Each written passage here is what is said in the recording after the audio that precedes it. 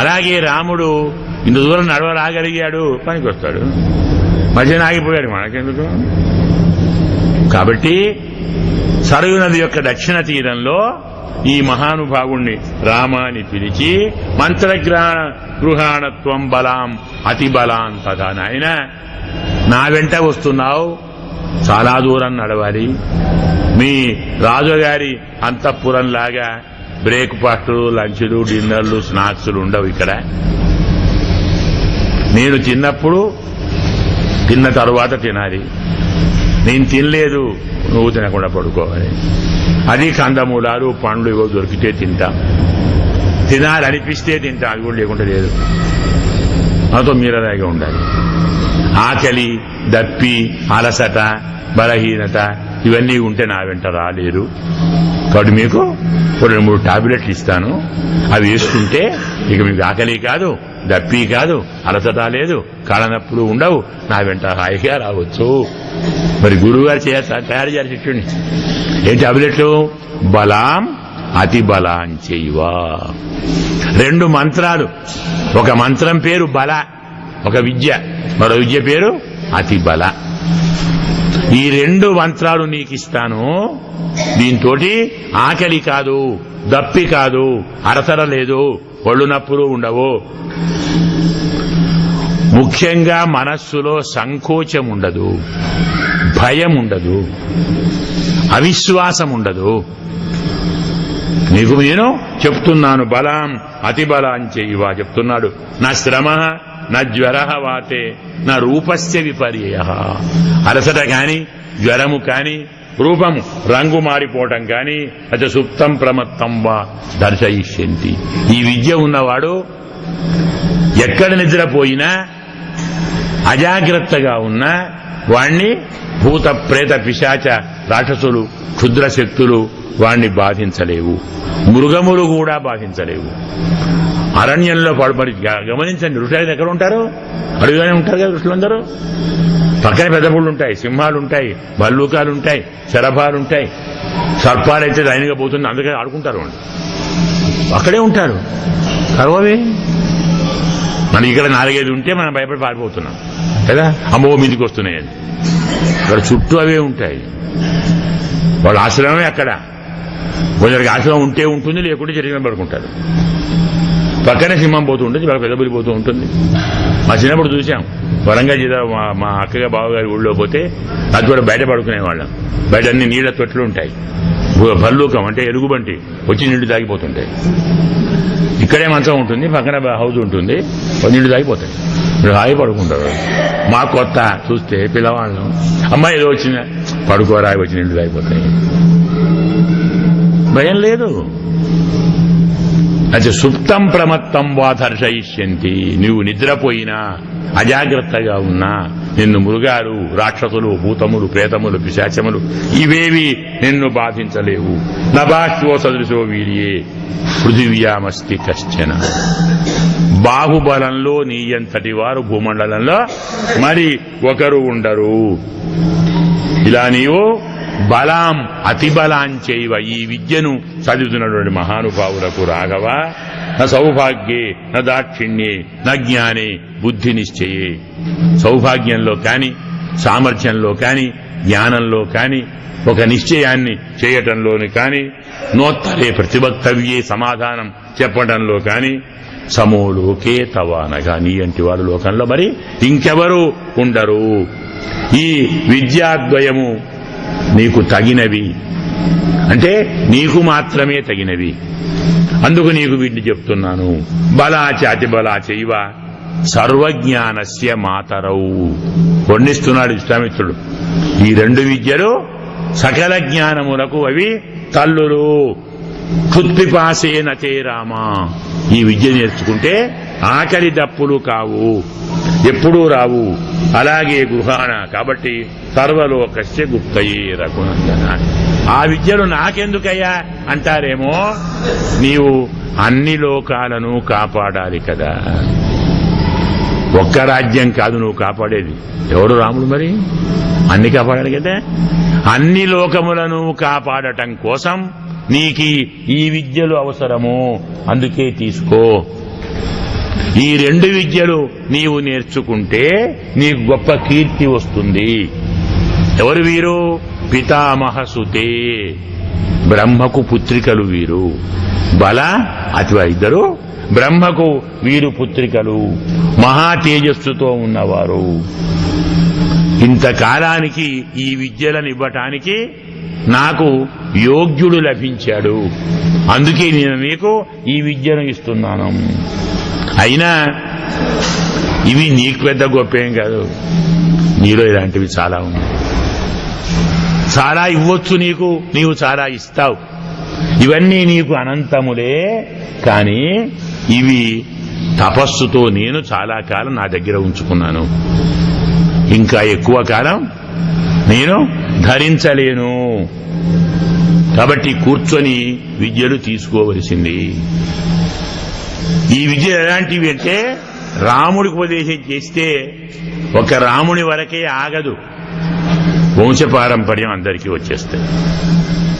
మనకందుకే ఉత్తరాఖండలో లవకుశులు యుద్ధం చేస్తుంటే లక్ష్మణస్వామి బల అతి బల వచ్చిన వారిలా చేస్తున్నారే, ఈ విద్య వీరికెలా వచ్చు? ఒక మా అన్నగారికే వచ్చే, తెలిసిన వాళ్ళు లేరే. తరువాత ఆ మాట అన్నగా చెప్తారు రాముడికి, బల అతి బల వచ్చా, అయితే నా పుత్రులే అంటాడు. సందేహం లేదు, ఇంకొకరికి రావు. సీత అక్కడే ఉంది. అప్పుడు అడిగాడు వశిష్ఠమహర్షిని, స్వామి ఎక్కడుంది అంటే అక్కడే ఉంది. ఇన్నాడు ఎందుకు చెప్పలేదు? అడగంది చెప్పకూడదు కదా, అడిగితే చెప్తానయ్యా. గురువుగారంటే ఏమిటి?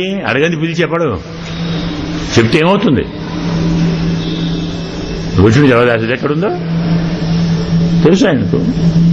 ఎవరు పెంచుతున్నారో, ఎప్పుడు పుత్రులు పుట్టారో, ఎవరో పెరుగుతున్నారో అంత తెలుసు ఆయనకు. త్రికాలజ్ఞుడు కదా, రాముడికి చెప్పాడే, అడిగితే చెప్పాడు. అయ్యా మరి ఏమిటి? పిలువండి వాల్మీకిని, వాల్మీకిని ఆహ్వానించవయ్యా, ప్రార్థించు, చిత్రం తీసుకొస్తాడు లేదా చెప్తాడు. ఇన్నాళ్ళు నేను చెప్పలేదు, నువ్వు అడగలేదు, నేను చెప్పలేదు. నేను పంపాను, నేను విడిచిపెట్టాను, ఎక్కడుందో నాకు తెలియదు అన్నావు తప్ప స్వామి ఎక్కడుందో చెప్పబోయాను నేను చెప్పను. అప్పుడు అంటే బల అతి బల విద్యలను చూచి రాముడు వీరు నా పుత్రులు అన్నాడు. అంటే సమన్వయం లింక్ ఎక్కడుందన్నమాట. ఒక్కసారి గురువు గారు ఇచ్చారంటే ఆ విద్య అతనితో ఆగదు. ఈ బల అతి బల సపుత్ర పౌత్రం సామాత్యం అని పుత్రుడు పౌత్రుడు ప్రపౌత్రుడు వారందరికీ లభిస్తుంది. ఇలాంటి దానికి నీవు యోగ్యుడవయ్యా నాయన, అందుకు నీకు ఈ విద్యనిస్తాను అని విశ్వామిత్రుడు చెప్పితే రాముడప్పుడు జలము స్పృష్టువా, కాళ్ళు చేతులు కడుక్కొని ఆచమనం చేసి ధ్యానము చేసి గురువుగారి పాదాలను స్పృశించి వారి ఎదురుగా వారు చెప్పిన చోట మహానుభావుడు అప్పుడు కూర్చొని ఉన్నాడు. సహస్రలక్ష్మిర్ భగవాన్ శరదీవ దివాకర. అప్పుడు ఆ విద్యను వారికి ఇచ్చారు. జాగ్రత్త కథ ఆలోచించండి. ఇంత దూరం నడిచారు, మరికొద్దిసేపట్లో సాయంకాలం కాబోతున్నది. వారు ఆ రాత్రి అక్కడే పడుకోవాలి. ఊరొచ్చేదాకా ఉండే నియమాలు మనకేం లేవు. ఊరు రావాలి, ఎక్కడుంటే అక్కడ పడుకుంటారు. అస్తమించి సంధ్యావందనం చేసుకుంటారు, ఏదో ఉంటే ఫలము పండు కందములో తింటారు, పడుకుంటారు. వాళ్ళకు పరుపులు ఏసీలు బెడ్లు ఏం అవసరం లేదు. సుచంద్రుడు ఏసీ చక్కగా చల్లగా ఉంటాడు. ఋషులు మనందరూ జాగ్రత్తగా చూస్తారు, దేవతలందరూ. అది కూడా పడుకోవాలి, తాను పడుకుంటాడు. రామలక్ష్మణుడు వారు పడుకుంటే ఏ రాత్రి ఏ మృగం వచ్చి కొంచెం కాటేస్తే గతి ఏమిటి కదా. అందుకే ముందు జాగ్రత్తగా వారిద్దరికీ బల అతి బల విద్య ఉపదేశం చేశారు. ఉపదేశం పొందిన తర్వాత దాన్ని అనుష్ఠానం చేసిన తర్వాత రాత్రి అయిందని అప్పుడు ఆయన పడుకుందామా, పడుకుందాం. అక్కడే నదీ తీరంలోనే పడుకున్నారు. ఏ భయము లేదు, ఏ ఇబ్బందులు లేవు. ఇలా ఊషతో ముదితే రాత్రౌ సుఖమిదౌ విభావరీచ. ఇలా కుశకసుత వచోనులాలితాభ్యాం విశ్వామిత్రుడు వారిద్దరిని చక్కని చల్లని మాటలతో ఓదార్చుకుంటూ నిద్రపుచ్చాడు. నిద్రపోవాలి, వాడు రాజపుత్రులుగా నిద్రపోరు. అలా చెప్పి ఏం భయం లేదు, మృగాలు ఏం రావు, నేను ఉన్నాను కదా, ఏదో కథలు చెప్పుకుంటూ కమ్మని కబుర్లు చెప్పుకుంటూ నిద్రపుచ్చేశాడు. వాడు హాయిగా నిద్రపోయాడు. అది తెల్లవారుతూ ఉంది. ఇలా బ్రాహ్మీ ముహూర్తం వచ్చేంత వరకు విశ్వామిత్రుడు పడుకున్నాడు. లేచాడు. మరి గురువు గారి కంటే ముందు లేవాలి శిష్యుడు న్యాయంగా. రాజపుత్రుడు కదా, లేవాడు, అలవాటు కావాలి కదా. అందుకే స్వామి వచ్చి వారికి సుప్రభాతం పలికారు. అర్థమైందా? ఈ శ్లోకం ఎక్కడిది అంటే ఇది సుప్రభాత శ్లోకం, మనందరికీ బాగా తెలుసు. కౌసల్య సుప్రజారామ పూర్వా సంధ్యా ప్రవర్తతే ఉత్తిష్ఠ నరశార్దూల కర్తవ్యం. ఇది పెద్ద మంత్రం. ఏ మంత్రాలతో పని లేదో ఈ ఒక్క శ్లోకాన్ని రోజు 1000 సార్లు చేసుకుంటే సకల సిద్ధులు లభిస్తాయి. సకల సిద్ధులు అంటే తెలుసా ఏమిటో? మనం ఇక్కడ ఉండి హైదరాబాద్ లో మన ఇంట్లో ఏం జరుగుతుందో చూడొచ్చు. దూరదర్శనం, దూర శ్రవణం, ఇవన్నీ చాలా మనకు అవన్నీ వద్దు కదా న్యాయంగా. అవన్నీ వచ్చాయంటే పిచ్చి పుడుతుంది. ఏం బాధ, ఎందుకు వచ్చిన బాధ తెలిస్తే ఇంత బాధపడుతుంది. ఎవడి కదా బాధపడతాం. అందులో అంతటితో ఆగం మనం కదా. ఎక్కడ ఉన్నా ఎక్కడ పోయినా చూడొచ్చు అనే తెలిసేది ఏవేవో చూద్దాం అనుకుంటాం, నాశనం అయిపోతాం కదా, చెడిపోతాం. అలాంటి వద్దు. కానీ శ్లోకం కోరిన వారికి కోరిన కోరికను తీరుస్తుంది. కారణం ఏమిటంటే న్యాయంగా మనం ఈ శ్లోకానికి కాస్త అర్థం విశదంగా చెప్పుకుందాం అని పొరపాటును అనుకుంటే 3 నెలలు కూర్చోవాలి ఇక్కడే, 9 రోజులు సరిపోదు. కారణం ఏమిటి? అర్థమేమిటి? కౌసల్య సుప్రజా రామ, కౌసల్య యొక్క ఉత్తమ సంతానమైన రామచంద్రుడా, పూర్వ సంధ్య ప్రవర్తతే, మొదటి సంధ్య రాబోతుంది అంటే బ్రాహ్మీ ముహూర్తం రాబోతుంది. ఉత్తిష్ట నరశార్దూల అంటే పురుషోత్తమ లేవవయ్యా. ఏం చేయాలి మనం అంటాం కదా, ఏం చేయాలి? కర్తవ్యం దైవమాన్నికం, పగటి పూట చేయవలసిన దైవ కార్యములున్నాయి, చెయ్యాలి. అంటే ఏమిటి? భగవంతుని ఆరాధన చెయ్యాలి. పురుషోత్తమ లేవయ్యా. భగవంతుని ఆరాధన చెయ్యటానికి యోగ్యమైన పూర్వ సంధ్య వచ్చినది. కౌసల్య యొక్క ఉత్తమ సంతానమా. ఇది కథాపరంగా అర్థం.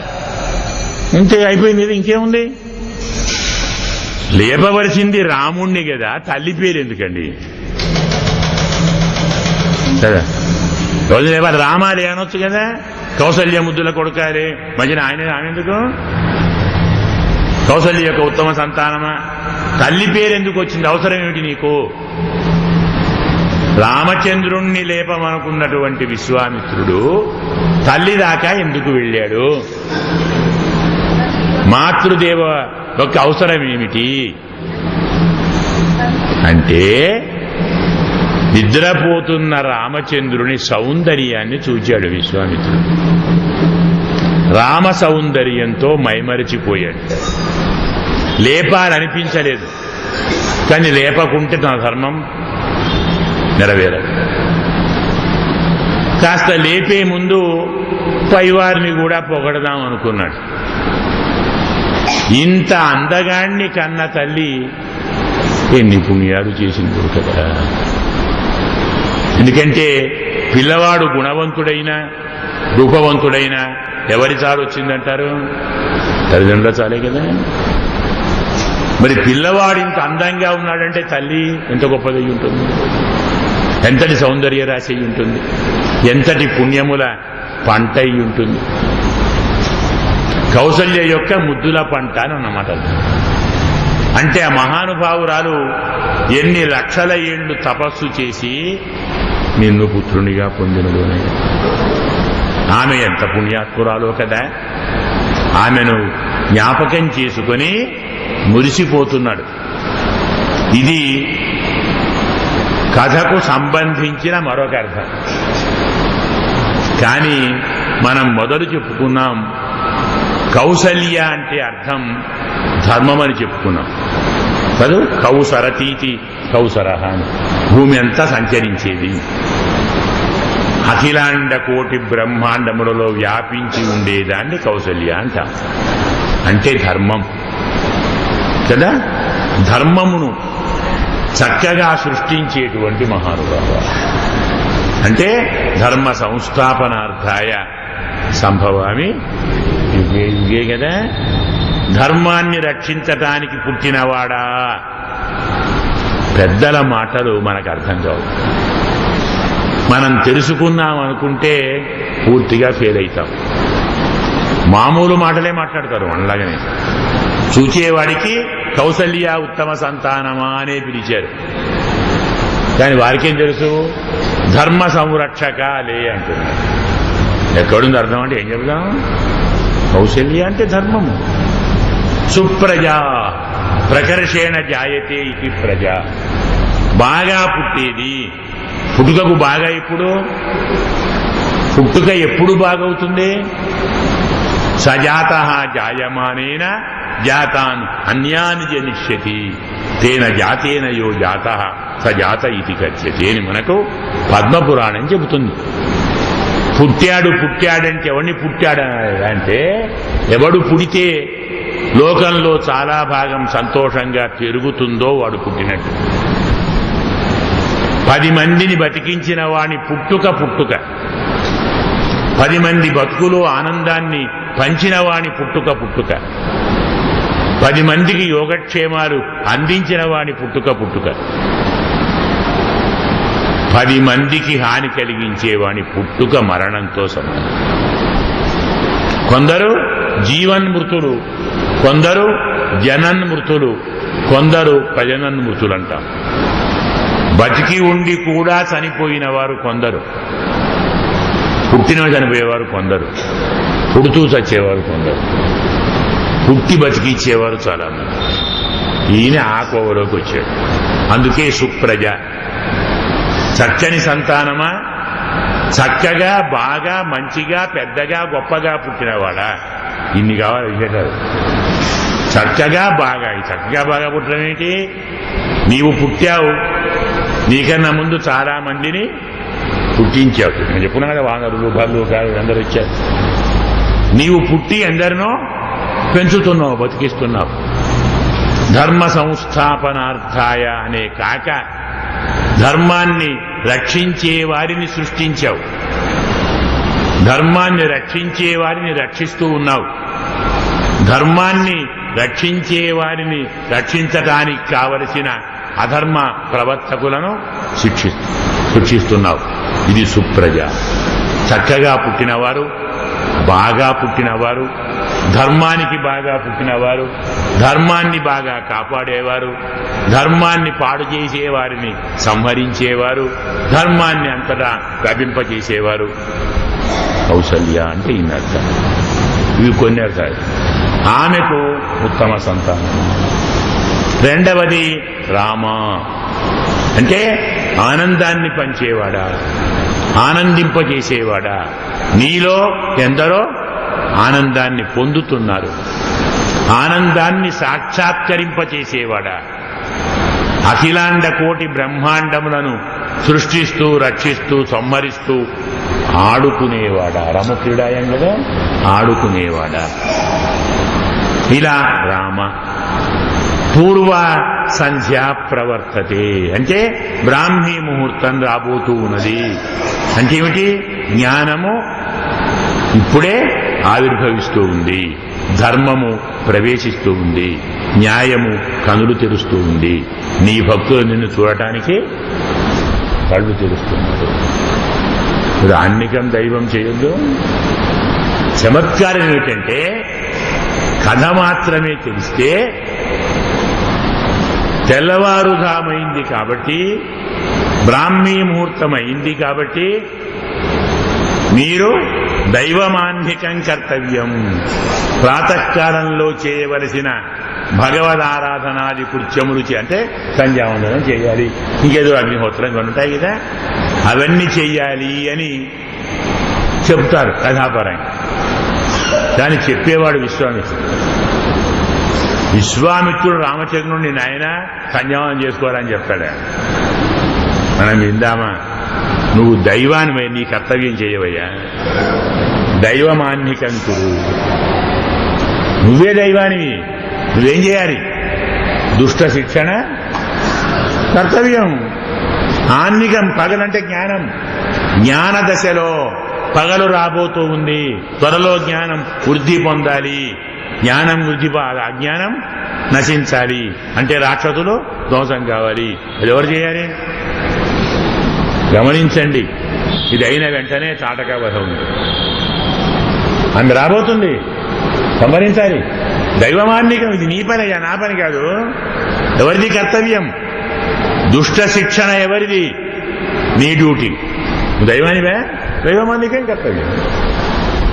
భగవంతుని కృత్యం చెయ్యాలి. తెల్లవారుతూ ఉంది. ధర్మ సంరక్షకాలే. అర్థం కౌసల్య కొడుకాలే, తప్పేం కాదు. దానికంటే ధర్మరక్షకాలే, ధర్మస్థాపకాలే. జ్ఞానదశ రాబోతూ ఉంది. రాక్షసులు విజృంభిస్తూ ఉన్నారు కదా. ఈ శ్లోకానికి 108 అర్థాలున్నాయి. మనం ఇప్పుడు ఒక 4 చెప్పుకున్నాం. మరీ ఏం చెప్పుకోకుంటే బాగుండదు కాబట్టి అలా అన్ని చెప్పుకున్నామంటే నవాన్నికం అయిపోతుంది కదా. ఇక్కడి నుంచి కాస్త ముందరికి వెళదాం. పూర్వా సంధ్యా ప్రవర్తతే ఉత్తిష్ట నరశార్దూల. పురుషోత్తమ తెలుసు విశ్వామిత్రుడు వాడు పురుషోత్తముడు. నరులకు శార్దూలుడు, నరులలో శార్దూలుడు. నరులంటే ఎవరు? నేను చెప్పుకున్నాం కదా, నశించని వారు జీవాత్మలు. జీవాత్మలకు శ్రేష్ఠుడు అంటే ఎవరు? పరమాత్మ. పరమాత్మనే పిలిచాడు విశ్వామిత్రుడు. పైకి మాత్రం నరశార్దూల అంటారు. మానవ శ్రేష్ఠ కాదు. జీవాత్మలకు పరమాత్మ లేవయ్యా, పురుషోత్తమ లేవయ్యా, నీ డ్యూటీ సమయమైంది లేవయ్యా అని పరమాత్మని మేలుకొల్పిన మహాభాగ్యము కల మహానుభావుడు విశ్వామిత్రుడు. ఎప్పుడైతే అలా పిలిచారో మహానుభావులు వెంటనే లేచారు. వారు నిత్యకృత్యములు పూర్తి చేసుకున్నారు. గురువు గారికి నమస్కారం చేశారు. ఇలా వారు వెళుతూ దారిలో మనకు గంగా త్రిపదగాం నది మహావీర్యౌ దివ్యాం త్రిపదగాం భాగీరథి గంగా నదిని చేరారు. అక్కడ వారు అది ఎక్కడ? గంగా సరయూ సంగమం. అది సరయూ గంగా సంగమంలో తత్వాసురపదం పుణ్యం ఋషీణాం భావితాత్మన. అక్కడ ఋషుల యొక్క ఆశ్రమాలు చాలా ఉన్నాయి. అవన్నీ వారు చూస్తూ పరమానందంతో విశ్వామిత్రునితో వారు ఇలా మాట్లాడుతున్నారు. భగవంతోతమిచ్చామహ పరం కౌతూహలం విమే. అయ్యా, ఏమిటి ఆశ్రమము? ఎవరిది ఆశ్రమము? ఈ కథ ఏమిటో మేము వినాలనుకుంటున్నాము అని విశ్వామిత్రుణ్ణి అడిగితే, ఇది చాలా ఉత్తమమైనటువంటి ఆశ్రమము. మలదాశ్చ కరుషాశ్చ అంటారు. అంటే పూర్వము శంకరుడు బ్రహ్మచర్యాన్ని పాలిస్తూ గృహస్థాశ్రమాన్ని సంతానాన్ని కోరక పరమాత్మనే ధ్యానం చేస్తూ తపస్సు చేస్తూ ఉన్నాడు. అతను అలా తపస్సు చేస్తూ ఉంటే మరి అతనికి ఓ కుమారుడు కలగాలి. వాడు తారకాసురుణ్ణి సంహరించాలి. శంకరుని కుమారుడితోటే నేను చస్తానని వాడు పట్టుదల. వీడు పెళ్లి చేసుకోడు, వాడు చావడు. మన ఉద్దేశం అదే. శంకరుడు మాట తప్పడు కాబట్టి నాకు చావు లేదు అని వరం కోరు. అలాంటి వాని మనస్సు మార్చటానికి పార్వతీదేవిని నారదుని వాక్యంతో ఇందులో కథ వస్తుంది. హిమవంతుడు ఆమెను సేవించటానికి అక్కడ పెట్టాడు. ఇంద్రుడు ఆ సమయంలో అతని యొక్క మనస్సును ఆకర్షించాలని మన్మధుడిని పంపాడు. మన్మధుడు పుష్పబాణాలతో శంకరుని మనస్సును కాస్త కలత పెట్టాడు. నాకు కలత ఏమిటి? నేను జితేంద్రియుణ్ణి కదా. తపస్సు చేస్తూ కూర్చుంటే ఇందులో నాలో వికారం ఎందుకు కలిగింది?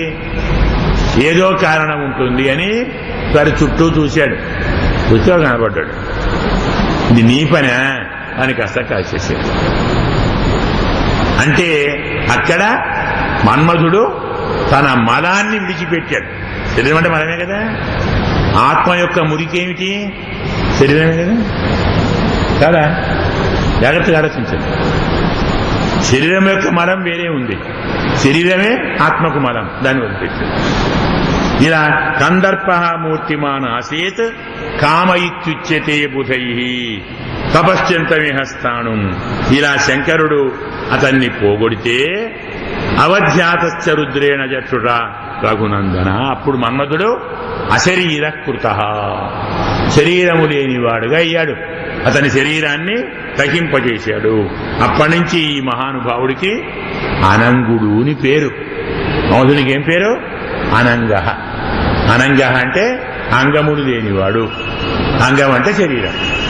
శరీరం లేనివాడు కాబట్టి అతన్ని అనంగుడు అంటారు. అనంగ ఇతి విఖ్యాత. ఎక్కడైతే అతను శరీరాన్ని విడిచిపెట్టాడో ఆ ప్రాంతాన్ని అంగదేశము అంటారు. దానికి ఆ పేరు అందుకు వచ్చినది. సచ అంగ విషయం ప్రాప. కాబట్టి ఎత్ర అంగం సముమోచ, అక్కడ ఉండేటువంటి ఆ నాయన ఆశ్రమం ఇది. అంగరాజ్యంలోని ఇది పుణ్యాశ్రమము. ఇక్కడే తపస్సు చేస్తున్నారు. ఈ రోజు ఈ ఉత్తమాశ్రమంలో మనం ఈ రాత్రి నిద్రపోదాం, పొద్దున్నే మళ్ళీ లేచిపోదాం అని వారందరూ అనుకొని మాట్లాడుతూ ఉంటే అక్కడ ఉన్నటువంటి ఋషులందరూ వచ్చారు. ఋషులందరూ వచ్చారు కదా. వారికి స్వాగతము చెప్పి అర్ఘ్యపాద్యాదులు చెప్పి వారిని చక్కగా పూజించి ఆ రాత్రి వారిని అక్కడే ఉంచారు. విశ్వామిత్రుడు ఆ రాత్రి ఉత్తమ కథలను చెబుతూ వారికి ఆనందాన్ని కలిగించాడు. దీని తర్వాత తద ప్రభాతేయు మళ్ళీ తెల్లవారినది. మళ్ళీ ఈ మహానుభావులు బయలుదేరారు. ఈ సమయంలో వారు వెళుతూ ఉంటే మరి నదిని దాటాలి కదా. మళ్ళీ చెప్పుకున్నాం ఒక నదిని, సరయూ గంగా సంగమం అన్నాం కదా. ఆ నదిని దాటుకుంటూ వెళ్ళాలి. పడవ ఎక్కారు, వెళుతూ ఉన్నారు. నదిలో వెళుతూ ఉంటే వారికి నీళ్లలో నుంచి ఒక అద్భుతమైనటువంటి ధ్వని వినవచ్చింది. గంటలు మోగుతున్నాయి, గజ్జెలు మోగుతున్నాయి, సంగీతం వినొస్తూ ఉంది, అలాగే తాళములు వినొస్తున్నాయి. ఇవన్నీ చూచి మన కథయామాస వారిణ విద్యమానస్య కిమయం తుములో ధ్వని. అయ్యా గురువుగారు ఏదో ధ్వని వినొస్తుంది, ఇది ఏమిటి మాకు చెప్పవలసింది అంటే విశ్వామిత్రుడు చెప్తున్నాడు. కైలాస పర్వతంలో పూర్వము బ్రహ్మగారు ఒక సరస్సును నిర్మించారు. దాన్ని ఏమంటారు? మానసం సరస్సు అంటారు. దాని పేరు మానసం సరహ. ఎందుకు? మనస్సుతో దాన్ని నిర్మించాడు. అక్కడి నుంచి పారుతూ పారుతూ ఆ నది మనస్సు అనేటువంటి సరస్సు నుండి వచ్చి ఇక్కడ ఈ నీటిలో కలిసింది. సరస్సులో వచ్చి కలిసింది. సర యు నేను చెప్పాను కదా. యు అంటే కలయిక. సరసహ యు, సరస్సు నుంచి వచ్చి కలిసినది. బ్రహ్మ తన మనస్సు నుండి నిర్మించిన సరస్సు నుండి ప్రసరించి ఇక్కడ కలిసింది కాబట్టి దీన్ని ఏమంటారు? సరయు అంటారు. గమనించండి. మనస తస్మాత్ శుశ్రావ సరస రా అయోధ్యాముపగూహతే. ఆ నది అయోధ్యను కలుసుకొని ఉంది. సరప్రవృత్త సరయూ, అందుకే అది సరప్రవృత్త, సరస్సు నుంచి బయలుదేరి కలిసినది. అందుకు దీన్ని సరయూ అంటారు. మరి మన నది కదా, మనం స్నానం చేశాం కదా, కలిసి మనం తెలుసుకోవద్దా? అందుకు ఈ శ్లోకాలు జాగ్రత్తగా చదువుతున్నాం. సరప్రవృత్త సరయూ పుణ్య బ్రహ్మ సరస్యుత. ఇది బ్రహ్మ సరస్సు నుండి వచ్చి మనకు ఇక్కడ కలిసినది. ఆ సరస్సు నుండి ఈ ధ్వని కనపడుతూ ఉన్నది. ఇది గంగా నది దాకా వెళ్ళిపోతుంది. రెండు నదులు పరస్పరం ఒరిపిడి చేసినందువల్ల మనకు ఈ ధ్వని కలిగిస్తుంది. ఒకసారి మీరు నదులకు ప్రణామం చెయ్యండి. మీకు ఆ నదీమ తల్లులు ఇద్దరు ఆశీర్వాదాన్ని అనుగ్రహాన్ని ప్రసాదిస్తారని విశ్వామిత్రుడు చెప్పితే రామలక్ష్మణులు పరమ భక్తితో సరయూ గంగా సంగమానికి చేతులు జోడించి నమస్కారం చేశారు. తరువాత వారు నదీ తీరానికి చెల్లారు. ఇలా సవనం ఘోర సంకాశం దృష్ట్వా నరవరాత్మజ అహో వనం. బయటికి వచ్చారు, నది దాటారు, తీరానికి వచ్చారు. ఏదో అడవి కనబడింది, నడుస్తూ ఉన్నారు. అక్కడ ఒక్క పురుగు ఉంటే ఒట్టు అడవిలో. మనిషి కాదు, మనుషులు లేరు, మృగాలు లేవు, పశువులు లేవు, సర్పాలు లేవు, ఆఖరికి చీమలు దోమలు కూడా లేవు, గడ్డి కూడా లేవు. ఏవో కొన్ని చెట్లు మాత్రం మొండి ఉన్నాయి. చూస్తే పరమ భయంకరంగా ఉంది. రాముడు చూసి, స్వామి ఏమిటి, ఎక్కడికి పోతున్నాం, మనం తెలిసే పోతున్నామా, దారి తప్పలేదు కదా, ఎందుకురా నాన్న, ఏం లేవండి ఇక్కడ, పక్షులు లేవు, పశువులు లేవు, చీమలు లేవు, దోమలు లేవు, మృగాలు లేవు, ప్రాణులు లేరు, ఎవ్వరూ లేరు. ఇది అడివేనా? ఇది కస్యాయమాశ్రమ పుణ్య. అసలు ఈ ఆశ్రమం ఎవరిది, ఎందుకు ఇలా జరిగింది, దీన్ని గురించి మాకు చెప్పవలసింది అంటే, విశ్వామిత్రుడు క్రూర మృగాలు కూడా భయపడి ఇక్కడి నుంచి పారిపోతున్నాయని అర్థం చేసుకున్నావు కదా, అంతకంటే క్రూరమైన వారు ఇక్కడ ఉన్నారన్నమాట. తెలవలేదు? క్రూర మృగాలే భయపడిపోతున్నాయంటే వాటికంటే భయంకరమైన ప్రాణి ఇక్కడ ఉందిరా నాన్న, నేను జాగ్రత్తగా చెప్తాను, వినవలసింది. ఏతౌ జనపదవు స్పీతౌ పూర్వమాస్తాం నరోత్తమా. వీటి పేరు మరదాశ్చ కరూషాశ్చ. ఇక్కడ రెండు జంట ఊళ్ళున్నాయి. ఒక ఊరు పేరు మలద, మరో ఊరు పేరు మనకు కరూష అంటారు. ఇక్కడ మహానుభావుడు ఇంద్రుడు వృత్రాసురుణ్ణి సంహరించాడు. అప్పుడు బ్రహ్మహత్య పాతకం ఇతన్ని అంటింది, ఒంటి నిండా పట్టేసింది. ఆ పాపం తొలగించటానికి దేవతలు ఋషులు ఇంద్రుణ్ణి ఇక్కడ కూర్చోబెట్టి ఈ నదీ జలంతో స్నానం చేయించారు. 1,00,000 కలశాలతో స్నానం చేయించారు. అప్పుడు అతని ఒంటికి మల రూపంలో అంటిన బ్రహ్మహత్య పోయింది. తరువాత మలము తరువాత కరూష అంటాం, అంటే మట్టి బిడ్డలు, అవన్నీ మురికిలాగా బయటికి పోయాయి. ఈ నదీ తీరంలో ఒక పక్క మలము, ఒక పక్క కరూషము, అంటే మట్టి బిడ్డలు, దుర్గంధం అనుకోండి. ఈ రెండు పోయాయి. ఇంద్రుడు తన శరీరం చెడబట్టి ఈ రెండు భాగాలను విడిచిపెట్టాడు. ఇక్కడ వాడు పరిశుద్ధుడయ్యాడు. తనకు పరిశుద్ధి కలిగింది కాబట్టి సంతోషించి ఇంద్రుడు ఆ రెండు ప్రదేశాలకు వరం ఇచ్చాడు. ఈనాటి నుంచి ఈ రెండు మలద కరూష అనేటువంటి పేరుతో ప్రఖ్యాతి పొందుతాయి. నాలాంటి వాణి ఇంత పాపాన్ని పోగొట్టినటువంటి ఈ ప్రాంతం ఎవరు వచ్చినా, ఎవరు దర్శించినా, ఎవరిక్కడ స్నానం చేసినా వారి పాపాలన్నీ పోతాయి అని వాటికి ఇంద్రుడు వరం ఇచ్చాడు. అప్పటి నుంచి ఈ రెండు దేశాలు మలద కరూష అనేటువంటి నామముతో సమృద్ధిగా పొందుతాయి. ఇంద్రుడు తన మలాన్ని పోగొట్టుకొని ఆ ప్రదేశానికి గౌరవాన్ని, పూజను ఇచ్చారు కాబట్టి దేవతలందరూ పరమ ఆనందాన్ని పొందారు. దీని తరువాత ఈ ప్రాంతానికి కొంతకాలానికి ఒక మహానుభావురాలు వచ్చిందట. బలం నాగసహస్రస్య, 1000 ఏనుగుల బలాన్ని మోసేటువంటి ఒక మహానుభావురాలు వచ్చినది. ఆమె పేరు తాటక. ఆమె సుందుని యొక్క భార్య సుందస్య ధీమత. న్యాయంగా ఆమె యక్షిణి, యక్షకన్య. ఈ మహానుభావురాలు యక్షకన్య. వీరికి సుందోపసుందరులు అంటా చూడండి, అన్నదమ్ములు. ఈమె సౌందర్యాన్ని చూచి ఈమె నాకు కావాలంటే నాకు కావాలని కొట్లాడుకున్నారు. ఒకడు చచ్చాడు ఉపసంతుడు, ఒకడు మిగిలాడు, వీడి దాన్ని చేసుకున్నాడు. వాడు మరి యక్షుడైనా రాక్షసుడైనా మరి ఈమె యక్షిణి మంచిగానే ఉండాలి, కానీ లోకానికి వాడు అపకారం చేస్తున్నాడు సుందుడు. వాడు చేసే అపకారాన్ని ఋషులందరూ సహించలేక అగస్త్యుణ్ణి ప్రార్థించారు. ఆ అగస్త్య మహర్షి వచ్చి సుందుణ్ణి వధించాడు. నా భర్తను చంపుతావటరా అని కోపంతో ఈమె నిన్ను తింటానని వచ్చినది. యక్షజాతిలో పుట్టి మానవ మాంసాన్ని తింటానంటున్నావంటే నీవు రాక్షసివి కావాలనుకుంటున్నావా? అడవికమ్మ శపించాడు.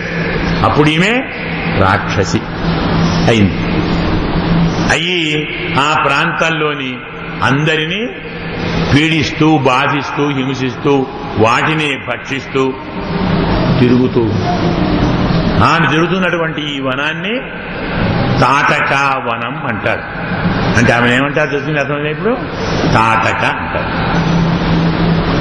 నేను మిమ్మల్ని అడవిలోకి కావాలనే తీసుకొని వచ్చాను. ఎందుకు? ఆమె లోకపీడాకరి. అలాంటి ఆమెను నీవే వహించగలవు. అంటే స్త్రీని చంపొచ్చా? చంపకూడదు కదా. అంటే లోక పీడా భవేద్యత్ర శాస్త్రీ హంతవ్య నసంశయ.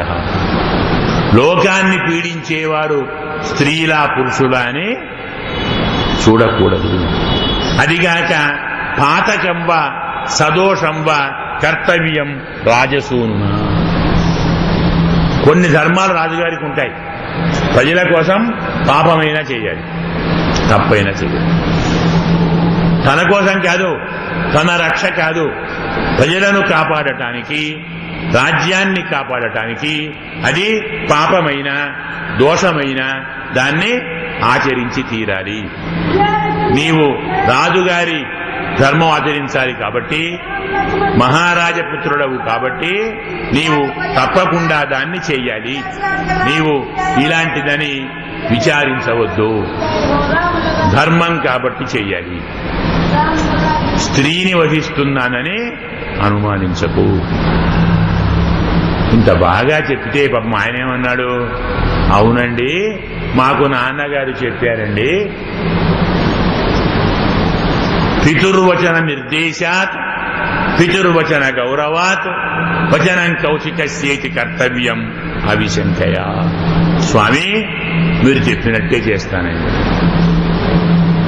ఏం చేస్తావు అంటే, మా నాన్నగారు చెప్పారు, నేను నాన్నగారి మాట వింటాను. పితుర్వచన నిర్దేశాత్, తండ్రి గారు చెప్పారు కాబట్టి. పితుర్వచన గౌరవాత్, తండ్రి గారి మాట మీది గౌరవంతో. తండ్రి గారు ఏం చెప్పారు? వచనం కౌశికస్యేతి కర్తవ్యం అవిశంకయ. విశ్వామిత్రుని మాట వినాలి, చెప్పినట్టు చేయమని చెప్పాడు. విశ్వామిత్రుడు చెప్పినట్టు చేయమని నాన్నగారు చెప్పారు. కాబట్టి నేను మా నాన్నగారి మాటను పాటిస్తాను, మీరు చెప్పినట్టు వింటాను, అలాగే తాటకను వధిస్తాను అని చెప్పి మహానుభావుడు ధనుష్టంకారం చేశాడు. అంటే ధనుస్సుకు నారి ఉంటుంది, దాన్ని ఇలా లాగి వదిలిపెట్టాడు. ఒక పెద్ద ధ్వని వచ్చినది. ఆ ధ్వనితో భూమి కంపించినది. నేను ఉన్న ప్రాంతానికి దోమలు చీమలే రావంటే నన్ను భయపెట్టేవాడు ఎవడు సాహసం చేశాడు అని పరమ భయంకరంగా ఆ మహానుభావురాలు వస్తే ఆమెను చూచి పశ్య లక్ష్మణ యక్షిణ్యా భైరవం దారుణం బహు విజ్యేరన్ దర్శనాదస్యా వీరూణాం హృదయాని చ. తాటకను చూశాడు రాముడు. చూచి, లక్ష్మణ చూడరా, ఆ యక్షిణి ఉందే భైరవం ఎంత భయంకరంగా ఉందిరా చూడు, ఎంత ఉంది. పిరికి వాళ్ళు ఆమెను చూస్తే గుండె బయలు చేస్తారు, అంత సుకుమారం ఉండేది. చూస్తేనే, ఆమె కొడితే కాదు, ఈమెను చూస్తే గుండె బయలు చేస్తారు. కానీ నహ్యేనాం ఉత్సహే హంతుం స్త్రీ స్వభావేన రక్షితాం. అయినా సరే నేను ఈమెను చంపాలి అనుకోవటం లేదు. ఎందుకయ్యా అంటే స్త్రీ స్వభావేన రక్షితాం. స్త్రీ కదా, స్త్రీని చంపకూడదు కదా. మరి చంపుతా అన్నావు కదనయ్యా, అదోటి అంటే వినివృత్తాంకరోన్యజ్య కృతకరణాగ్ర నాసికాం. అవన్నీ తిప్పి పంపుతాను, ముక్కు చెవులు కోసి పంపిస్తే అయిపోయాయి. ఏం బాధ, మంటకు ఆమె పారిపోతుంది. చంపాలనా? కృతకర్ణ అగ్రనాసికాం, చెవులు కొసరు ముక్కు వర కోసేస్తే వెళ్ళిపోతుంది. రాముడికి చాలా ఇష్టమట చెవులు ముక్కు. ఎవరిదం కాదు, అవునండి. శుభ్రణ ఏం చేశాడు? శుభ్రణకను ముక్కు చెవులే కదా. ఇంకెవరు? అయోముఖి అదే పని చేశాడు. తాటక అదే పని చేశాడు. చాలా ఇష్టం అట అది. ఇంకా అవి నావి నాకేమని అడుగుతాడు ఆయన. ఎవరివి? వీటితో ఏం చేయాలి? ఆ కథలు వినాలి కదా. నా కథలు వినాలి. చెవులు నేనిచ్చాను. ఎందుకు? నా కథ వినడానికి కోసం. మీరేం వింటున్నారు? బట్ నిజం తీసుకుంటాను. ఏ పనికి ఇచ్చానో ఆ పని చేయకుంటే వాటిని తీసేసుకుంటాను. ముక్కుతో వాసన చూడాలి. అసలు దేన్ని చూడాలి? పాద తులసి గంధం. పరమాత్మ తిరువాడి కళ్ళ తులసిని వాసన చూడాలి. మీరు అది నేను చూస్తున్నారు. నా ముక్కు నాకు ఇచ్చేసాయి. అందుకు ఆయనకు ముక్కు చెవులు అంటే చాలా ఇష్టము. అందుకే కృత కరణాగ్ర నాసికాం. ఇలా చేసి నేను పంపించేస్తాను, నేను చంపను అన్నాడు. ఈయన చంపను అన్నాడు. కానీ ఆమె ఊరుకుంటుందే? ఆ మహానుభావురాలు చాలా భయంకరంగా వచ్చినదామె. ఇంత భయంకరంగా వస్తే ఇంచుమించు మీద పడబోతూ ఉంది. ఆ సమయంలో విశ్వామిత్రుడు చూచి హుంకారేణ అభిభర్త్యతాం. విశ్వామిత్రుడు సహజాన్ని హుం అనేశాడు. ఈయన హుంకారంతో తాటక 10 ధనుస్సుల దూరం పడిపోయింది. అప్పుడు స్వస్తి రాఘవయోరస్తు యయంచైవ అభ్యభాషత. రామలక్ష్మణులకు శుభం కలగాలి, రామలక్ష్మణులు గెలవాలి. ఎవరంటున్నారు? విశ్వామిత్రుడు. అంటే మన భారతం ఏంటంటారు? దీన్ని మంగళాశాసనం అంటారు. రాముడు మహాత్ముడు, రాముడు భగవానుడు, నాకు తెలుసు ఆయనే సమర్థుడు అని అన్ని కోతలు కోసి ఇక్కడ రాముడికి జయం కలగాలి, రాముడు బాగుండాలని ఆశీర్వదిస్తున్నాడు. చేయొచ్చా? చేయొచ్చు. చేయదు. ప్రేమతో మా పిల్లవాడు బాగుండాలి అంటారు, జ్ఞానంతో పరమాత్మ బాగుండాలి అంటారు. రాముడు భగవంతుడు అనేది జ్ఞాన దశ, మా రాముడు గెలవాలనేది ప్రేమ దశ. ఇలా విశ్వామిత్రుడు మంగళాశాసనం చేసి వారిద్దరికీ బలమిచ్చాడు.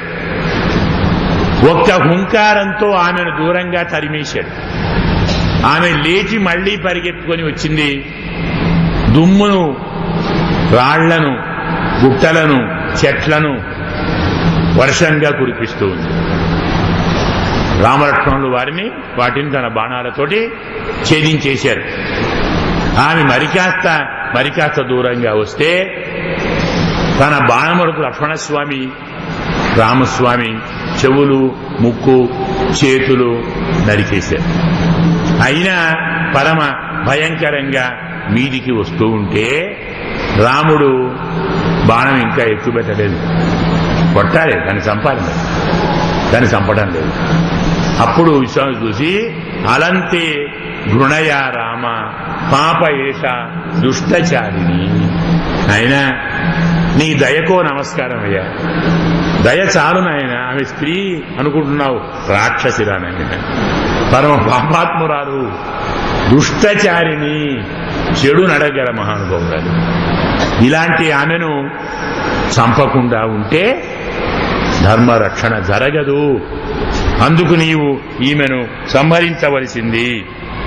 ఇలా విశ్వామిత్రుడు అతన్ని ఇంతగా ప్రార్థిస్తే విఘ్నకరీ యక్షి పురా వర్ధేత మాయయా, సంధ్యా సమయం రాబోతున్నది నాయన.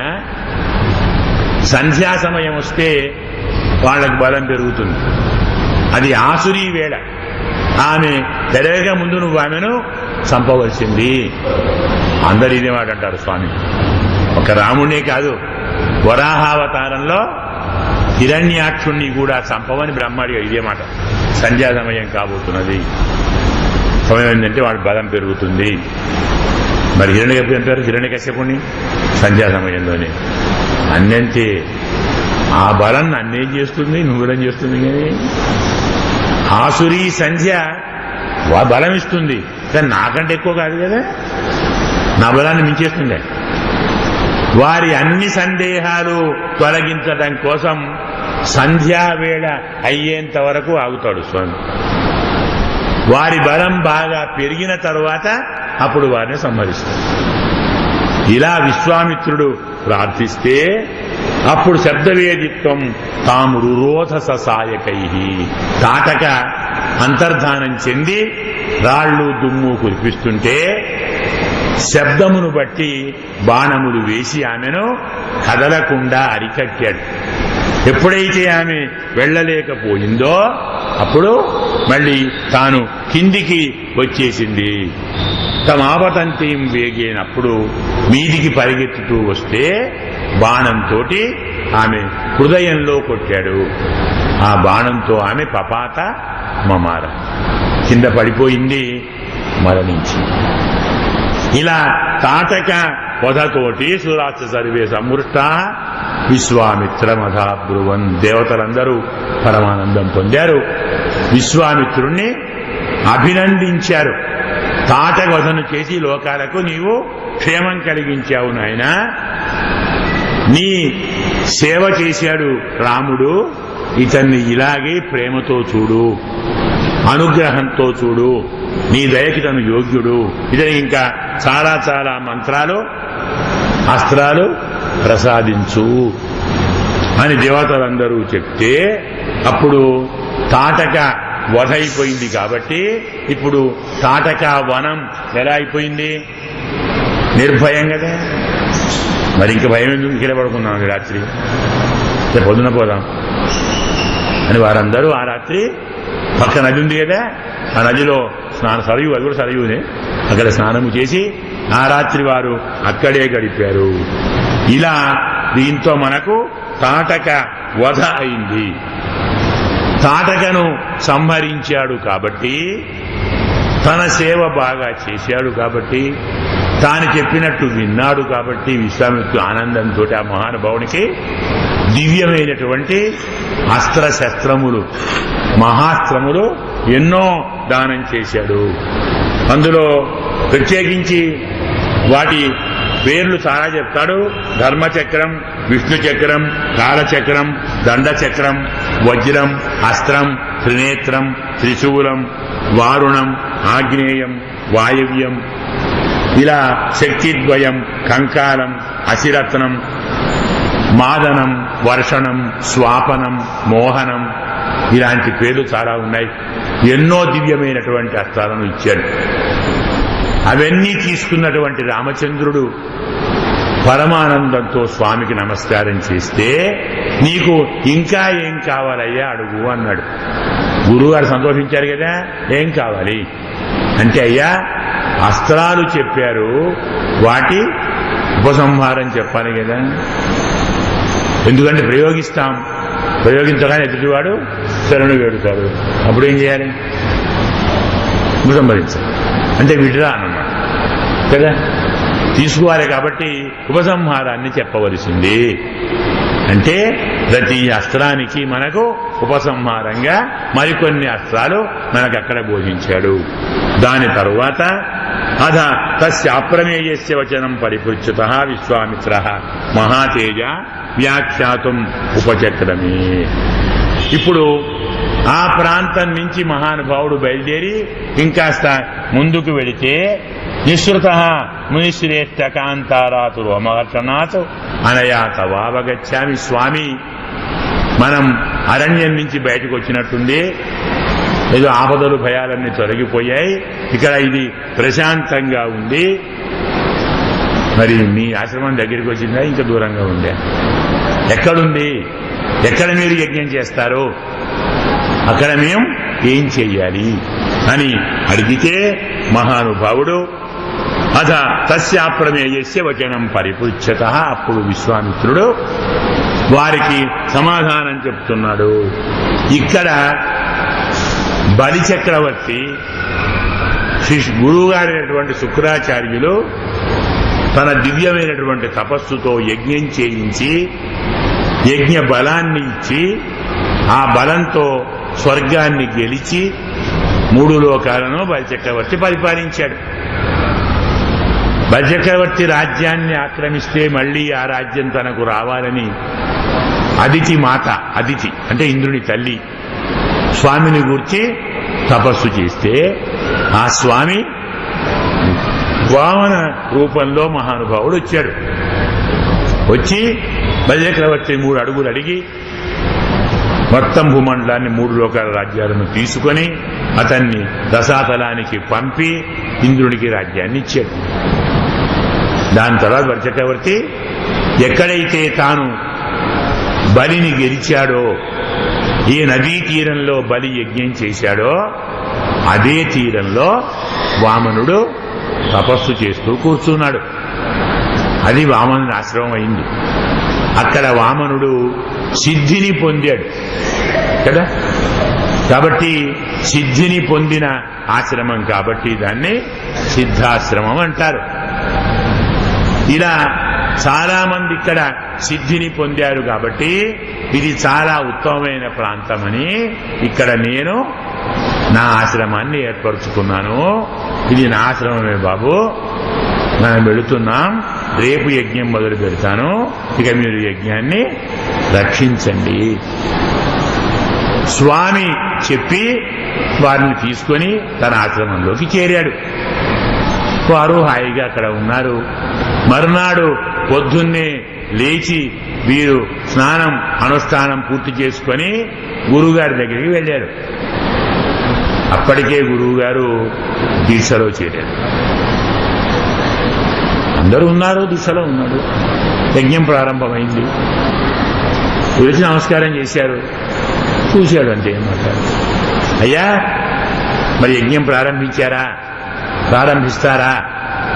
ఇప్పుడు ప్రారంభిస్తారు.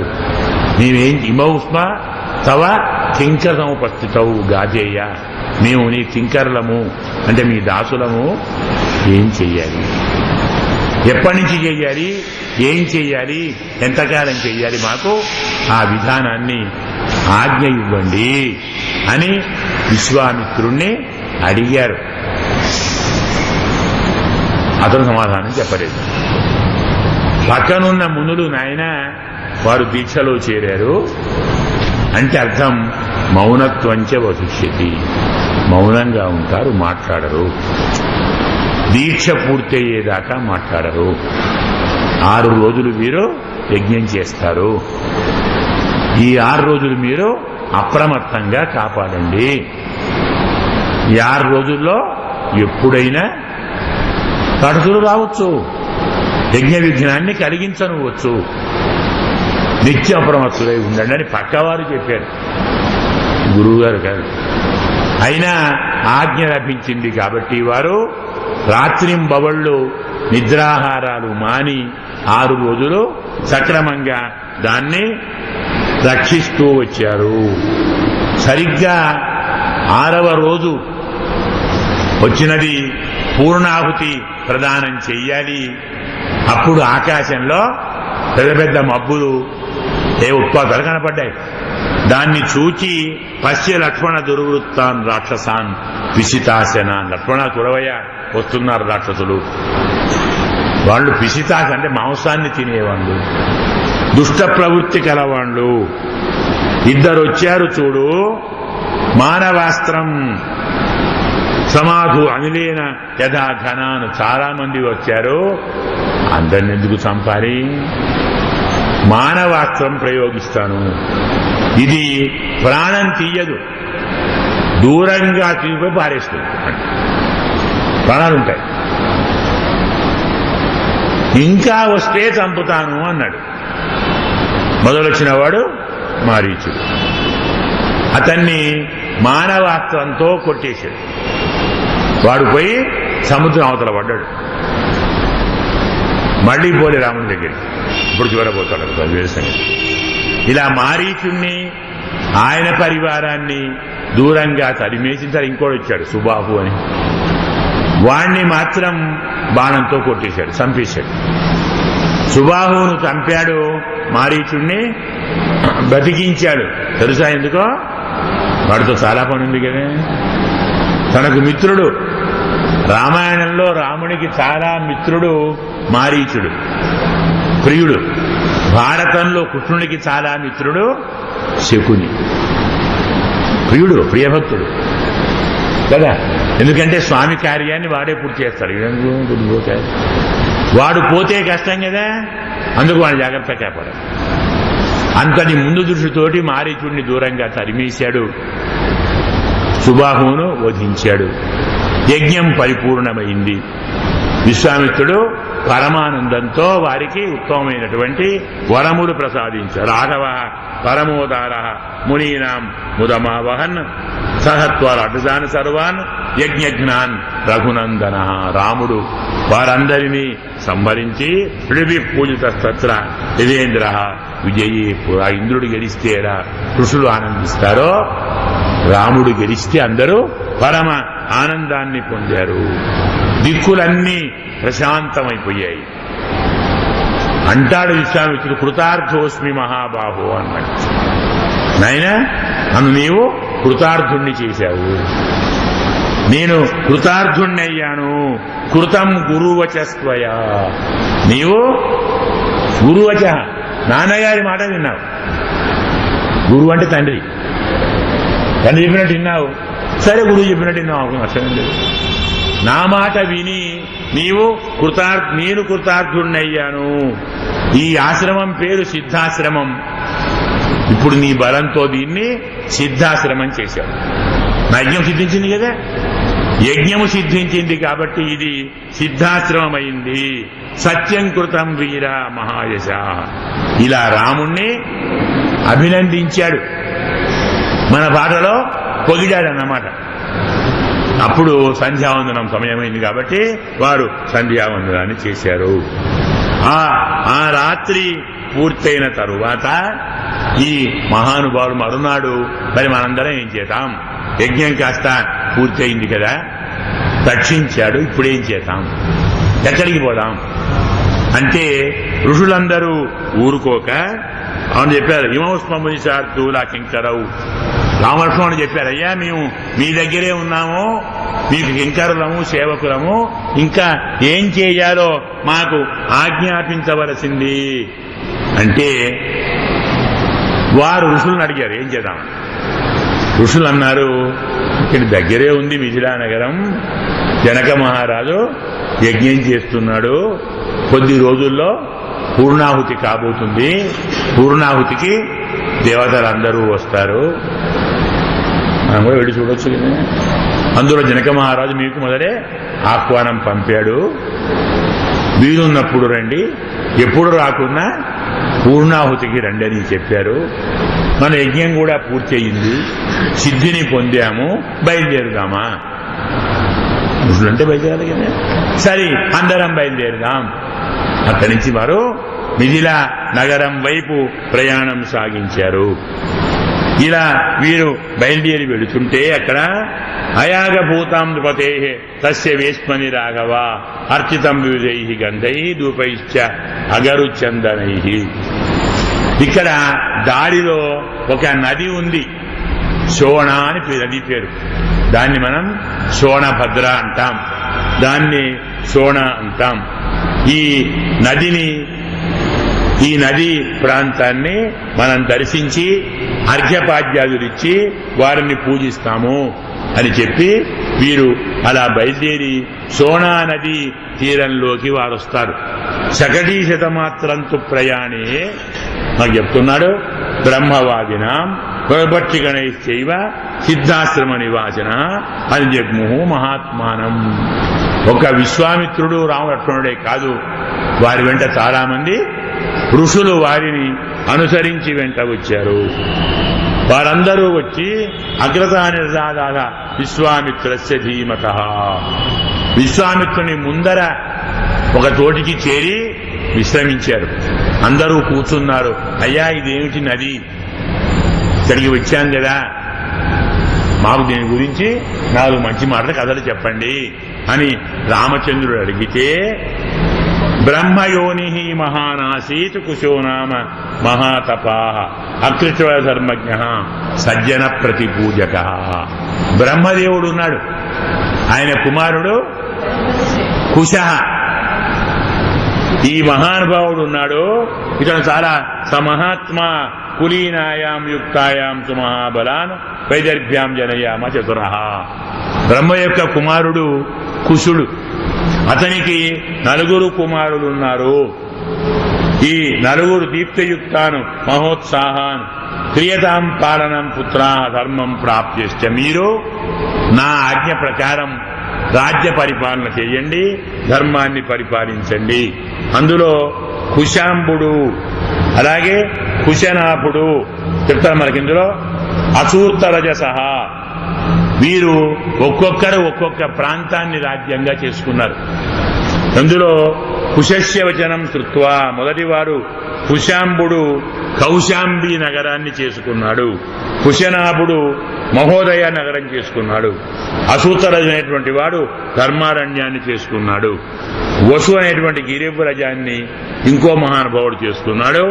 ఇలా వీరందరూ తండ్రి ఆజ్ఞతో రాజ్యాన్ని పరిపాలిస్తూ ఉంటే, పంచానాం శైల మధ్యానాం, ఏ ఏ పర్వత ప్రాంతాలలో ఎవరెవరు ఎలాంటి నగరాలను నిర్మించుకున్నారు, వాటిని రాజ్యంగా చేసుకున్నారు. అలా వాటిని పరిపాలన చేస్తూ ఉన్నారు. ఆ సమయంలో ఇందులో మనకు కుశనాభుడైనటువంటి మహానుభావుడు రాజుగారు, ధర్మాత్ముడు, పరిపాలన బాగా చేస్తున్నాడు. అతనికి 100 కుమారులు కలిగారు, కుమార్తెలు, పుత్రికలు. వారందరూ కరిగారు, పెరిగారు, పెద్దవారయ్యారు, యవ్వనవతులయ్యారు, రూపవతులయ్యారు. మహాసౌందర్యంతో వారందరూ ఒకనాటి సాయంకాలం ఒక ఉద్యానవనంలో సంచరిస్తూ ఉంటే, వారి సౌందర్యాన్ని చూచి వాయుదేవుడు మోహించాడు. అడిగాడు, నేను వాయుదేవుణ్ణి, వాయువును, దేవతను, నేను ప్రేమించాను, మోహించాను, మీరందరూ నాకు భార్యలు కండి, ఈ మానుషత్వాన్ని వదిలిపెట్టండి, దేవతలవుతారు. అజరాహ అమరాహ. దేవతలైతే వార్ధక్యము రాదు, మరణము రాదు. మనం ఏం కోరుకుంటాం? ఏదొచ్చినా రాక అదొక్కటి రావద్దంటాం కదా. ఏంటని? ముసలితనం మాత్రం రాకుంటే చాలా బాగుంటుంది, ఎన్నొచ్చినా బాధలేదు కదా.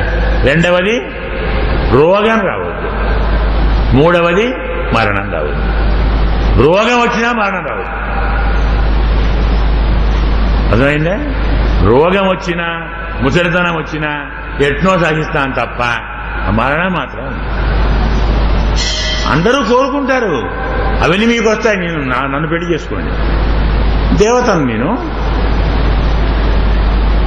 వాళ్ళు నవ్వి మాభూత్సకార దుర్మేధా పితరం స్వం అవమత్య స్వయం వరముపాస్మహే.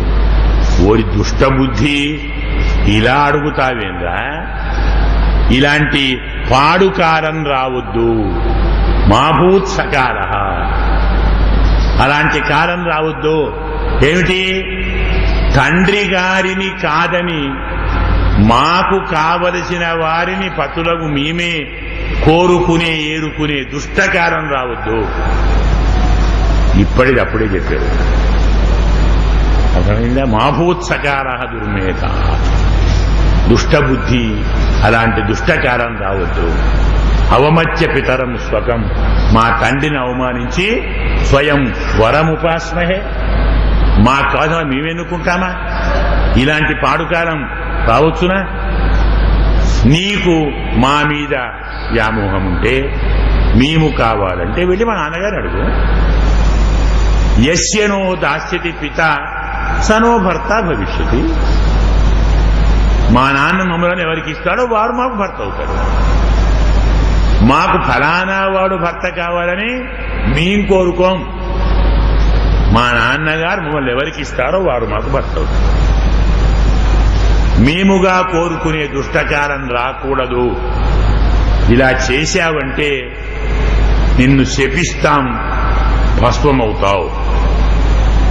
మా నాన్నగారు శపిస్తే నీ స్వరూపం కూడా ఉండదు. బెదిరించారు. వాయువు కోపం వచ్చేసింది. నేను సర్వవ్యాపిని, నేనొచ్చి అడిగితే కాదంటారా? ఇంత గర్వమా మీకు? నా సంగతి చెప్తాను అన్నాడు. అని వారి శరీరం యొక్క సంధులలో ప్రవేశించాడు. అంటే కీళ్ళవాతం అన్నమాట. అన్ని శరీరం వంకర, ఇలా ఏళ్ళు, ఇలా చేతులు వంకర, కాళ్ళు వంకర, నడుము పొట్టివారయ్యాడు, ఇంత అయ్యారు. అలాగే వచ్చారు అన్నగారు. ఏమైందమ్మా ఇలా అయ్యారు అంటే, నాన్న ఇలా జరిగింది అంటే, భద్రం వహ, మీకు క్షేమం జరుగుతుందమ్మా. ఎంత మంచి పని చేశారు తల్లి. ఇంత మంచి బుద్ధి మీ అందరికీ ఒకేసారి కలిగిందా? ఐకమత్యమా? 100 మంది ఒకటి జరగదు కదా. 100 మంది ఒకే భావంతో ఉందా ఎంత గొప్పండి. అందులో కొందరు నాకు నచ్చారు చేసుకున్నాడు, ఏం చేస్తామా? ఏం చేయలేం కదా. కానీ ఐకమత్యముపాగమ్య, అందరు మీరు ఐకమత్యాన్ని ఆవహించి కులం నహ అన్వేక్షితం, మా కులాన్ని చూశారు. మన కులాన్ని కాపాడారు. క్షమా సత్యం, క్షమా ధర్మ, క్షమా తప, క్షమాయాం విక్షితం సర్వం. వాయువు కోపించి అలా ప్రవర్తించినా మీ వ్రతంతో మీరు వాయువును శపించలేదు, అతన్ని క్షమించారు. ఇది రెండో మంచి గుణం. అందరు ఐకమత్యం వహించారు, ఒక గుణం. రెండోది ప్రతీకారం చెయ్యలేదు వారికి. క్షమ, ఓర్పు వహించారు. ప్రపంచంలో క్షమాసారం ఇదం జగత్. ఈ ప్రపంచమంతా క్షమకు సారమే. క్షమే సత్యము, క్షమే ధర్మము, క్షమే తపస్సు. జగత్తంతా క్షమలోనే ఉంది. ఇంత ఉత్తమ క్షమను మీరు పాటించారు కాబట్టి పరిదిష్టోస్మి. అప్పుడు ఈ క్షమతో మీరు ఐకమత్యంగా వ్యవహరించారు కాబట్టి మీకు కావలసిన దాన్ని నేను చేస్తాను, అలాంటి ధర్మాన్ని నేను చేస్తానని, ఉచితమైనటువంటి వివాహం వీరికి చెయ్యాలి కాబట్టి ఎవరిస్తే పెళ్లి చేస్తే బాగుంటుంది అనుకుని ఆలోచించి, ఈ మహానుభావుడు, మనకు ఒక మహానుభావుడు ఉన్నాడు, శూలి అనేటువంటి ఒక మహర్షి ఉన్నాడు. అతను ఊర్ధ్వరేత అంటే బ్రహ్మచారి, తపస్సు చేస్తూ ఉన్నాడు. అతను తపస్సు చేస్తూ ఉంటే ఒక గంధర్వ స్త్రీ, సోమద అంటాం, ఆమె పేరే శూలి అని చెప్తాం. ఆమె ఆ మహర్షిని సేవిస్తూ ఉంది. కొన్ని 100 సంవత్సరాలు సేవించాడు. ఆయన చూడడు, మాట్లాడాడు, తపస్సు చేసుకుంటూ పోతాడు. ఇవి వచ్చి ఏవ చేస్తూ పోతుంది. యువతిగా ఉన్న ఆమె వృద్ధాప్యాన్ని కూడా పొందింది, ఇంచుమించు. అయినా సేవ మానలేదు. ఒకనాడు, ఏం కావాలి నీకు, ఎందుకు ఇలా చేస్తున్నావు, ఏమన్నా కావాలా, కోరుకుంటావా, ఏమైనా వరం కావాలా, ఏం కావాలి చెప్పు. అయ్యా నాకేం వద్దండి, నీ సేవ కావాలి. అరే ఏం సేవ, నువ్వేం కావాలి, నువ్వేమనుకుంటున్నావు, ఇదే మనసులో ఉండాలి కదా. అంటే స్వామి అడిగారు కాబట్టి చెప్తున్నాను, నాకు సంతానం లేదు, నాకు వివాహం కాలేదు, వివాహము లేదు, సంతానము లేదు. నాకు మీ నుండి బ్రహ్మ తేజస్సుతో ఉన్న మానస పుత్రుడు కావాలి, శరీరపుత్రుడు కాదు. గమనించండి, మానస పుత్రుడు కావాలి, ప్రసాదించండి అంటే మహానుభావుడు తన మనస్సంకల్పంతో ఒక పుత్రుడిని ఇచ్చాడు. బ్రహ్మ అంటే బ్రాహ్మణుడిచ్చాడు కాబట్టి అతని పేరు బ్రహ్మదత్తుడు. సోమద చూలి పుత్రుడు ఆమెకు. కాబట్టి ఈ మహానుభావుని యొక్క సంతానం, వాడు యోగ్యుడు ఉత్తముడు అనుకొని అతన్ని పిలిచి ఈ మహానుభావుడు నూరుగురినిచ్చి వివాహం చేశాడు. ఆ మహానుభావుడు ఈ నూరుగురిని పాణిగ్రహణం చేశాడు. పాణిగ్రహణం చేయగానే మరి వారు పరభార్యలు కదా, వాయువు వెళ్ళిపోయాడు. ఎప్పుడైతే వాయువు విడిచిపెట్టేవాడు మళ్ళీ రూపవంతులు, వయోవంతులు, యథా సౌందర్యంతో వారు విరాజిల్లారు. సోమద కూడా తన పుత్రునికి ఇంతటి చక్కని మర్యాద చేశారని సంతోషించి తన కోడళ్లను చూచి స్పృశించి ఆమె పరమ ఆనందాన్ని పొందినది. ఇది మనకు చాలా మందికి ఈ కథ తెలియదు. అంతేకాదు ఇందులోని పరమార్థము తెలియదు. ఒక చక్కని సాంఘిక మర్యాద చెప్పిన కథ ఇది. అమ్మాయిలు నాకు నచ్చిన వాడిని నేను చేసుకుంటాను అని ప్రవర్తించుట ఎంతటి రాక్షస కృత్యమో చెప్పారు. ఎదుటివారు వ్యామోహంతో అతిగా ప్రవర్తించిన క్షమతో ఎలా వారిని గెలవచ్చో చెప్పారు. సంతానం అనేది శరీర సంయోగంతో మాత్రమే కలుగుతుంది అనేది భ్రమ. సంకల్పంతో, మనస్సుతో సంతానం కలుగుతుంది. సేవ చేసేవారు, పరిచర్య చేసేవారు స్వార్థంతో చేస్తారు కాదు, నిస్వార్థంతో చేస్తారు. గురువుగారు మహానుభావులైతే వారి అనుగ్రహం కోసం స్వార్థం లేకుండా సేవ చేస్తారు. ఇందులో ఈ 4 ధర్మాలు మనకు అందించారు. ఇది మనకు కుశనాభుని కథ అంటారు. దీని తరువాత బహుశా మనకు సమయం అయిపోయినట్టుంది.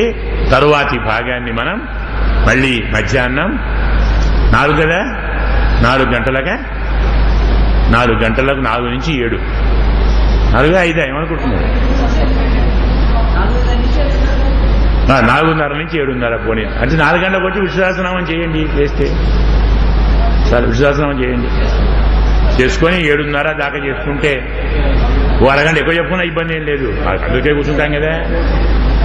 ఏమైనా సీతా కళ్యాణంతో ముగించాలి. సీతా కళ్యాణం కావాలి వాడు.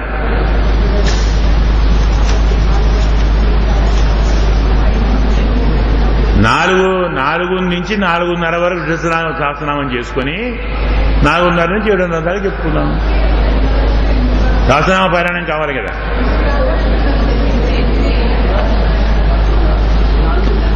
మీరు అనుకుంటే 4:30 నుంచి 5 విష్ణు సహస్రనామం, 5 నుంచి 8 ఎట్లా పోయేస్తారామడా? ఇప్పుడు ఎందుకు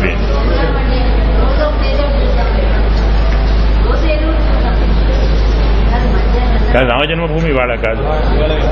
మామూలుగా వేరే ఏమైనా చూడాలన్నా కూడా 7 గంటలకు పోతే 8:30 లోపు 1 గంటన్నరలో ఏమైనా చూసి రావచ్చు. ఇక్కడ వీళ్ళేమంటున్నారంటే మధ్యాహ్నం 1 నుంచి తీసుకుంటాయి కదా. మధ్యాహ్నం 1 గంటకు బంద్ చూడడానికి అటు ఒకటి ఇప్పుడు 1 నుంచి అవుతారు. రామజన్మభూమి 1 నుంచి అవుతారు. వేరే ఉంటారు. చూద్దాం నేను, మీరు ఆలోచించుకొని